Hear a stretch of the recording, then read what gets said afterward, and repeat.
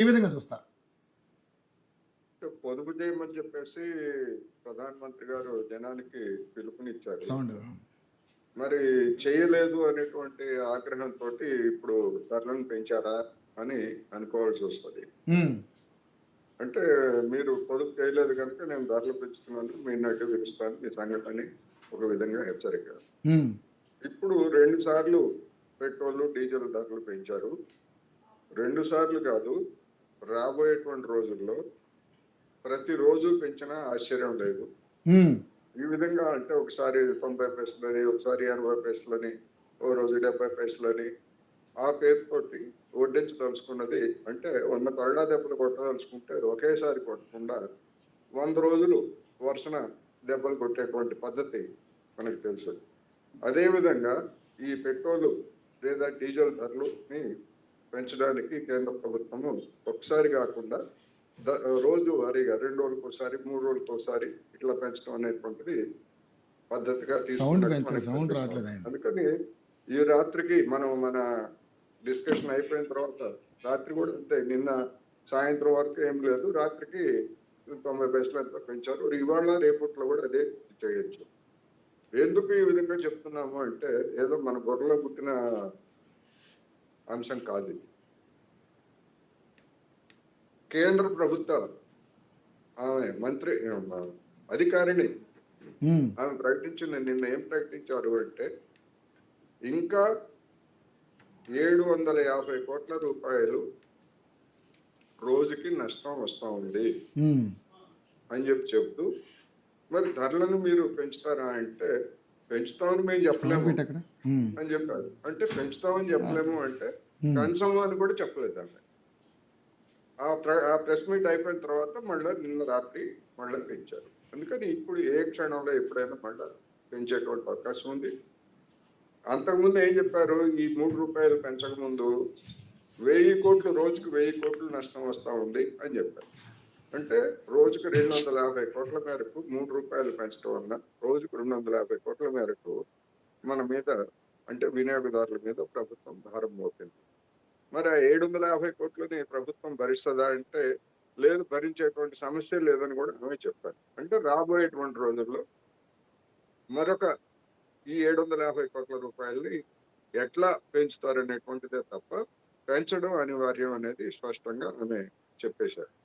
అందుకని ఈ విధమైనటువంటి వైఖరితోటి మేము చెప్తారు వాళ్ళు 4 సంవత్సరాలలో మేమేమి పెంచకపోగా కొన్నిసార్లు తగ్గించాము, ఇది మా ఘనత అని చెప్పేసి బీజేపీ నాయకులు చెప్పుకోవచ్చు, లేదా ప్రభుత్వం కూడా అటువంటి వివరణ ఇచ్చింది, ఇవాళ మీడియాలో వచ్చింది.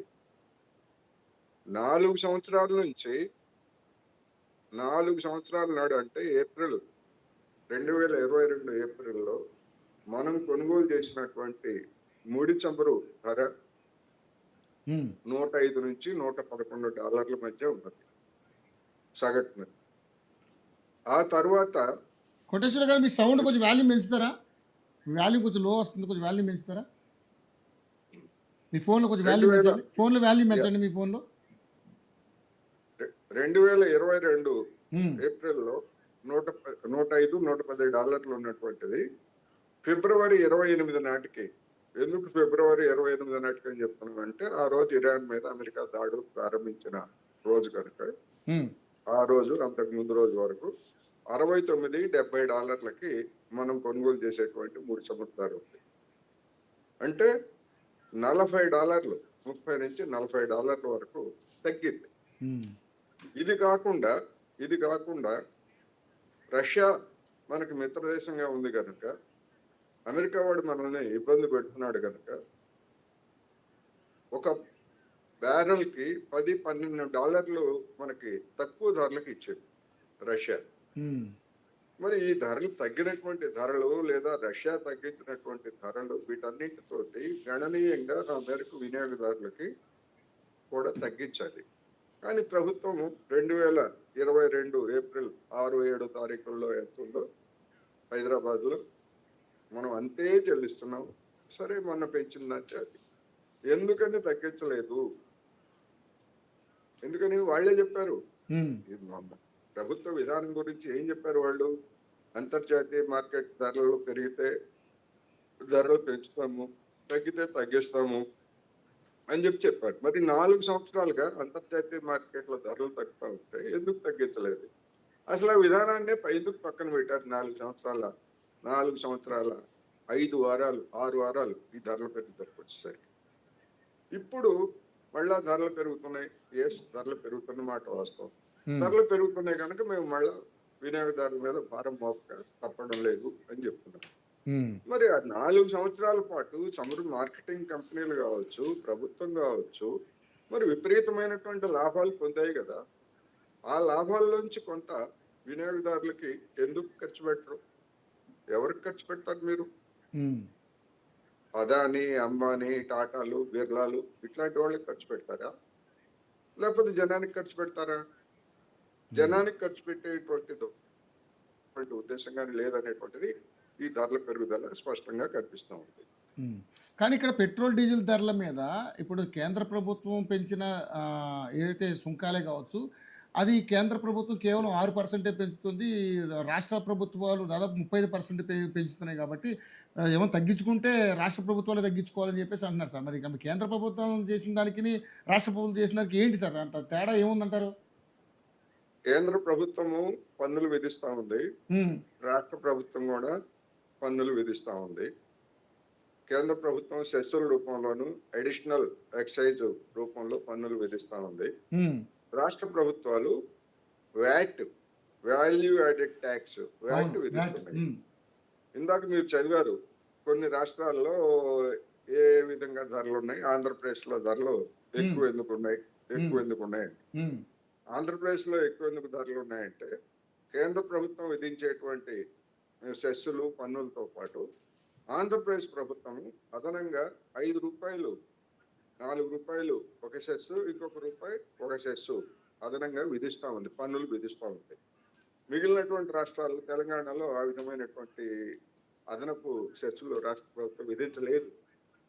అందుకనే తెలంగాణతో పోలిస్తే ఆంధ్రప్రదేశ్లో పెట్రోల్ డీజిల్ ధరలు ఎక్కువగా ఉంటాయి.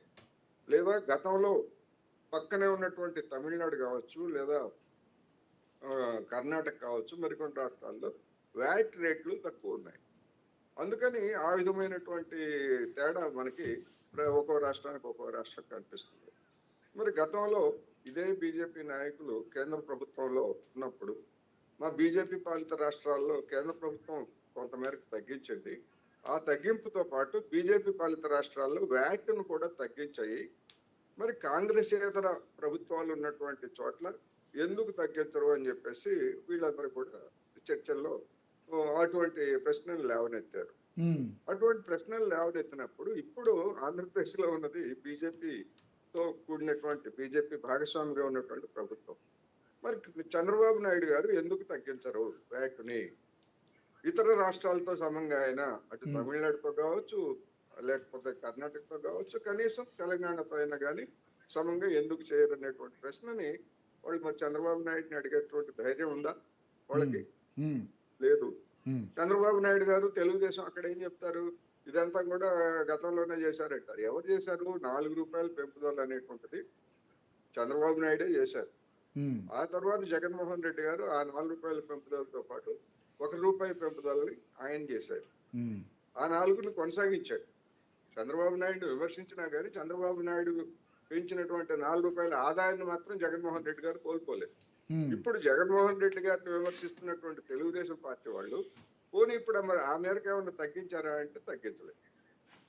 అంటే ఎవరి రాజకీయం వాళ్ళు చేస్తున్నారు, మధ్యలో మనలాంటి వాళ్ళందరినీ కూడా మన జేబులు కత్తిరిస్తున్నారు. ఇప్పుడు జేబు దొంగ ఎవడో కొట్టేశాడంటే అయ్యో మనకి తెలియదు, కానీ ప్రతి పెట్రోల్ బంక్ దగ్గర ప్రతిరోజు మన దగ్గర జేబులు కత్తిరిస్తూ ఉంటాయి. మనం చూసి గూగుల్ అప్పగించి మనం చూస్తూ ఉన్నాం. కేంద్ర ప్రభుత్వం వసూలు చేసేటువంటి సెస్సులు ఏవి కూడా రాష్ట్ర ప్రభుత్వానికి ఒక్క పైసా ఇవ్వదు. అందుకనే రాష్ట్ర ప్రభుత్వాలు లేదా కొన్ని పార్టీలు ఈ డీజిల్, ఈ పెట్రోల్ ఉత్పత్తులను కూడా మీరు జిఎస్టీలోకి తీసుకురండి అని చెప్పేసి డిమాండ్ చేశాయి. దేశం అంతటా ఒకే విధ పన్నులు ఉంటారు, మిగిలినటువంటి వాటన్నిటికీ ఒకే విధమైనటువంటి పన్ను ఉంది కదా జిఎస్టీలో, ఇతర వస్తువులన్నిటికీ. దీన్ని ఎందుకు తీసుకురారు అంటే దానికి ప్రతిపక్షాలు లేదా రాష్ట్ర ప్రభుత్వాలు అడిగింది ఏంటంటే జిఎస్టీ అప్పుడు కూడా అంతకు ముందు మన అమ్మకపు పన్ను ద్వారా వచ్చేటువంటి ఆదాయానికి రాష్ట్రాలకు తగ్గకుండా ఆ ఆదాయం వచ్చేంత వరకు కేంద్ర ప్రభుత్వము కాంపెన్సేట్ చేసి రాష్ట్రాలకి నిధులు ఇవ్వాలి అని చెప్పారు. అందుకు సెస్సులు వేసి, కేంద్ర ప్రభుత్వం కాకుండా సెస్సులు వేసి మన దగ్గర నుంచి వసూలు చేసి మళ్ళా రాష్ట్రాలకు ఇచ్చారు. అదే విధంగా ఈ వ్యాట్ బదులు జిఎస్టీని తీసుకురండి, అయితే ఈ వ్యాట్ ద్వారా మా రాష్ట్రానికి వచ్చేటువంటి ఆదాయానికి తగ్గకుండా మీరు హామీ ఇవ్వాలి అనేటువంటి షరతుని రాష్ట్ర ప్రభుత్వాలు పెట్టాయి. అబ్బాయి అట్లా కుదరదు, అట్లా ఇవ్వాలంటే చాలా ఇవ్వాలి మేము అని చెప్పేసి అడ్డగోలుగా తిరస్కరించారు. మరి ఎందుకనంటే వివిధ రాష్ట్రాల్లో ఉన్నటువంటి వ్యాట్ రేటు తేడా ఉంది. అది కేంద్ర ప్రభుత్వం మీద అదనపు భారం పడుతుంది, మళ్ళా మన మీద వసూలు చేసి ఇవ్వాలి. అందుకని దాన్ని పక్కన పెట్టినా కానీ ఎందుకని మరి ధరలు తగ్గినా ఎందుకు తగ్గించలేదు అంటే ఇంకొక రీజన్ ఏంటంటే కేంద్ర ప్రభుత్వ అసమర్థత. కేంద్ర ప్రభుత్వ అసమర్థతని ఎందుకని అంటున్నాము? మోడీ గారి మీదనో బీజేపీ మీదనో నాకేమీ కోపమే లేదు. గతంలో 2013 సంవత్సరాల్లో మన్మోహన్ సింగ్ హయాంలో రూపాయి విలువ గణనీయంగా పడిపోయింది. 58-60 రూపాయలకి పడిపోయినప్పుడు ఇదే నరేంద్ర మోడీ గారు గుజరాత్ ముఖ్యమంత్రిగా, అదేవిధంగా అనేక మంది బీజేపీ నాయకులు ఈ రూపాయి విలువ పడిపోవడానికి మన్మోహన్ సింగ్ ప్రభుత్వ అసమర్థత, అవినీతి, అక్రమాలే కారణం, అందుకనే రూపాయి విలువ పడిపోయింది, రూపాయి పాపాయిని కాపాడలేకపోతున్నారని చెప్పి పెద్ద ఎత్తున ధ్వజమెత్తారు. మరి ఆ ధ్వజమెత్తినటువంటి వాళ్ళు 58-60 రూపాయల నుంచి ఇవాళ మనం 96 రూపాయలకు వచ్చాం. ఎంత పెరిగింది? 38 రూపాయలు పతనమైంది. ఈ ఒక్క ఏడాది కాలంలో, అంటే గత ఏడాది మే నుంచి ఈ ఏడాది మే వరకు చూస్తే 12% పతనమైంది. ఈ పతనమైన కారణంగా అదనపు భారం, అంటే నరేంద్ర మోడీ కేంద్ర ప్రభుత్వ అసమర్థత కారణంగా, వాళ్ళు చెప్పిన మాట నేను చెప్పింది కాదు, అసమర్థత కారణంగా మనం చమురు బిల్లుని ఎక్కువ చెల్లించాల్సి వస్తూ ఉంది. ఎట్లా సామాన్యులకు అర్థమయ్యే భాషలో చెప్పాలంటే, ఒక పీపా అంతర్జాతీయ మార్కెట్లో ఒక పీపా ధర $1 2014లో ఉంది అనుకుంటే, ఇప్పుడు కూడా అదే డాలరుకి మన నరేంద్ర మోడీ గారి యొక్క ఘనత, ఆయన పలుకుబడికి అనుగుణంగా అదే ధర పెంచకుండా $1కే ఇస్తున్నారు అనుకుంటే, మనం చెల్లించాల్సిందంతా అప్పుడు 58-60 రూపాయలు చెల్లిస్తే ఇప్పుడు 96 రూపాయలు చెల్లించాలి.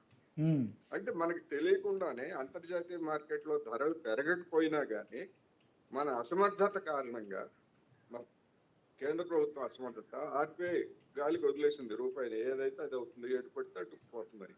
అసమర్థత కారణంగా ఇవాళ మనం ఒక ధరలు పెరగకపోయినా కానీ 36 రూపాయలు అదనంగా చెల్లించాల్సి వస్తుంది. ఈ విషయాలన్నీ ఎవరైనా, ఏ ప్రభుత్వ పెద్దలైనా, ఏ బీజేపీ నాయకులైనా జనానికి చెప్పారా? చెప్పరు. చెప్పకపోగా అసలు అప్పుడు రూపాయి పతనమేమో అది అసమర్థత, ఇప్పుడు రూపాయి పతనమేమో మా సమర్థత, మనకేమి నష్టమేమి లేదు రూపాయి పతనమైనందువల్ల, మనకంటే ఎక్కువ దేశాల్లో రూపాయి పతనమైందని చెప్పేసి ఇప్పుడు సమర్థించుకుంటారు. అసలు ఇంత చర్చ జరుగుతూ ఉంటే ఆర్థిక పరిస్థితి గురించి, ధరల ప్రజ్ఞ గురించి నిర్మలా సీతారామన్ గారి దగ్గర నుంచి ఒక్క ప్రకటన, ఒక్క వివరణ ఎందుకు జరుగుతుంది ఏమిటి అనేటువంటిది ఎందుకని మాట్లాడరామే? ఎందుకని మాట్లాడరు? ఆర్థిక మంత్రి కదా, దేశ ఆర్థిక మంత్రి కదా, ఎందుకు మాట్లాడరు? పోనీ ప్రధానమంత్రి గారు ఏమైనా నిజాలు చెప్తున్నారా? సుభాషితాలు చెప్పారు, పొదుపు చేయండి అని చెప్పారు తప్ప, దేశం ఈ విధమైనటువంటి ఆర్థిక దుస్థితిలో ఉంది, దీన్ని మనం ఏ విధంగా చేయాలి ఏమిటి అనేటువంటిది ఏమైనా మాట్లాడారా? ఎక్కడ మాట్లాడారు? బీజేపీ బహిరంగ సభలు మాట్లాడతారా? పార్లమెంట్ ఏమైంది? పార్లమెంటులో మా కదా మాట్లాడాల్సింది, ప్రతిపక్షాలు కదా మీరు అడగాల్సింది, అక్కడ అభిప్రాయాలు తీసుకోవాల్సింది. మనం అందరం ఈ పరిస్థితుల్లో ఉన్నాం. మీరే చెప్పారు కదా, కరోనా లాంటి పరిస్థితిలో మనం ఎదుర్కోవాల్సి వస్తుందని మీరే కదా చెప్పింది. మరి చెప్పినప్పుడు పార్లమెంట్ సమావేశం పెట్టి, ప్రత్యేక సమావేశం పెట్టి 1 రోజు 2 రోజులు పశ్చిమాసియా యుద్ధము, లేదా దేశంలో ధరలు, చమురు, పెట్రోలు, డీజిల్, గ్యాస్, వీటి పరిస్థితి, నిల్వలు, వీటన్నిటిని ఫెయిర్గా ఎందుకు చర్చించరు? ఏమన్నా దేశ భద్రతకు సంబంధించినటువంటి, రక్షణకు సంబంధించినటువంటి రహస్య సమాచారం ఇది కాదు. రహస్య సమాచారం అయితే మనందరం ఎందుకు మాట్లాడుతున్నాం? ఈ మాట్లాడితే మనందరినీ కూడా దేశద్రోహుల కింద కేసు పెట్టేయచ్చు. అందుకని అదే రహస్య సమాచారం ఏం కాదు, దాస్తున్నారు, మూసి పెడుతున్నారు అంతే. అసలు విషయం జనానికి చెప్తే వాళ్ళ యొక్క బండారం బయటపడుతుందని మూసి పెడుతున్నారు తప్ప మరొకటి కాదు. అందుకని రాబోయేటువంటి రోజుల్లో ఈ ధరల పెరుగుదల అనేటువంటిది ఇదే విధంగా కొనసాగుతుంది. రెండోది సంక్షోభం అనేటువంటిది ఇంకా కొనసాగేట్లయితే అంటే ఇక అన్ని రంగాల మీద కూడా ఈ భారం పడుతుందా సార్ త్వరలో? పడుతుంది. ఇప్పుడు మనం పెట్రోల్ డీజిల్ ధర పెంచితే మనం ఆటో ఎక్కుతాము. ఆటో ఎక్కితే ఆటో వాళ్ళ భరిస్తాడా ఈ ఖర్చుని? మన మీదనే వసూలు చేసేది. ఒకవేళ ఆటో వాళ్ళ భరించడు, లేదు ఒక ఉద్యోగి రోజు మోటార్ సైకిల్ లేదా స్కూటర్ ఏదో వేసుకొని ఆఫీస్కి వెళ్తుంటాడు, వాడు భరిస్తాడు వ్యక్తిగతంగా. కానీ అదే ఒక బిజినెస్ ఎస్టాబ్లిష్మెంట్ సరుకులు రవాణా చేయడానికి పెట్రోల్ డీజిల్ వాహనాలను వాడితే అందుకయ్యే ఖర్చుని ఎవరి మీద వేస్తారు? మన మీదనే వేస్తారు. ఇట్లా అన్ని రంగాలతోటి ఎఫెక్ట్ అయ్యేటువంటిది ఈ చమురు అనేటువంటిది మన అందరికీ తెలుసు. అయినా కానీ చమురు తోటి కేంద్ర ప్రభుత్వం గేమ్ ఆడుతూ ఉంది. ఆ గేమ్ లో బలిపశువులు చేస్తా ఉంది జనాన్ని. ఇంకొక విషయం చెప్పి నేను ముగిస్తాను. 2014-15లో కేంద్ర ప్రభుత్వానికి అడిషనల్ ఎక్సైజ్ డ్యూటీ ద్వారా మొత్తం దేశం మొత్తం మీద 99,000 కోట్ల రూపాయలు కేంద్ర ప్రభుత్వానికి ఆదాయం వచ్చాయి. దాన్ని సెస్సులు, అడిషనల్ ఎక్సైజ్ ఇవన్నీ కూడా విపరీతంగా పెంచి ఒక దశలో 3,72,000 పెంచారు. 3,72,000 ఇక్కడ 3,72,000 ఎక్కడ. ఈ మొత్తం తర్వాత కొంత తగ్గించారు అనుకోండి, జనంలో గొడవ వచ్చిన. ఈ మొత్తం అంటే ఈ 11 సంవత్సరాల్లో కేంద్ర ప్రభుత్వం మన దగ్గర నుంచి వసూలు చేసినటువంటి అదనపు మొత్తం ఎంతో తెలుసా? 16,50,000 కోట్లు. 16,50,000 కోట్లు అదనంగా వసూలు చేసింది. అటువంటి ప్రభుత్వము ఒక నెలలో 1,00,000 కోట్లు, వాళ్ళే చెప్తున్నారు నెలకి 1,00,000 కోట్లు నష్టం వస్తుందని. 16,50,000 కోట్లు జనం దగ్గర నుంచి వసూలు చేసినాడు. మీరే చెప్తున్నారు ఇది తాత్కాలికమే అని. 2-3 నెలలు 2-3 లక్షల కోట్లు ఖర్చు పెట్టలేరా? జనానికి ఆ మాత్రం రిలీఫ్ కల్పించలేరా? మీకు ఆ బాధ్యత లేదా? ఇది సమస్య. ఓకే సార్, చూద్దాం మరి. నిజంగా అంటే రాబోయే రోజుల్లో ప్రతి ఒక్క వ్యక్తి మీద అదనపు భారం పడే అవకాశం ఉంది అంటూ చాలామంది, అంటే ప్రజలే కాదు విశ్లేషకులు చాలామంది మాట్లాడుతున్నారు. ఈ ధరలు ఇంకా పెరిగే అవకాశం ఉన్నట్టుగా కూడా అభివర్ణిస్తా ఉన్నారు. చూద్దాం ఏం జరగబోతుందో. సార్ ఉంటారా, వెళ్ళిపోతారా? Okay, right. Thank you. Yeah, మన శామ్యూల్ కార్తిక్ గారు కాంగ్రెస్ పార్టీ నుంచి, అంటే ఇప్పుడు ప్రభుత్వం సరే కేంద్ర ప్రభుత్వం తీసుకున్న నిర్ణయాలు, మోడీ